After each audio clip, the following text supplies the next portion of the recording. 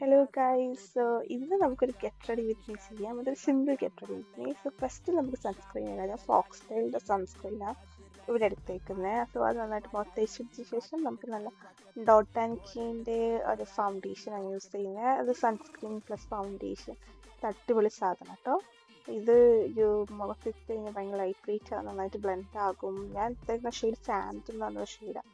അത് കഴിഞ്ഞ് ബ്ലഷ് ഇടാം. എനിക്ക് ബ്ലഷ് ഒക്കെ ഇടുന്നത് ഭയങ്കര ഇഷ്ടമാണ്. സോ നമ്മൾ കുറച്ച് ബ്ലഷ് ഇട്ട് കൊടുക്കും. അത് കഴിഞ്ഞിട്ട് അത് നന്നായിട്ട് ഇങ്ങനെ തേച്ചെടുപ്പിക്കാം.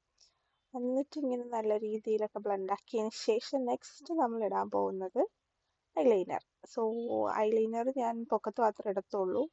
അത് ഇട്ട് കഴിഞ്ഞതിന് ശേഷം നമുക്ക് നെക്സ്റ്റ് ലിപ്സ്റ്റിക്ക് ഇടാം കേട്ടോ.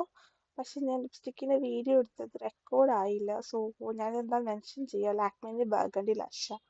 സോ അത്രയുള്ള വീഡിയോ. ബൈ.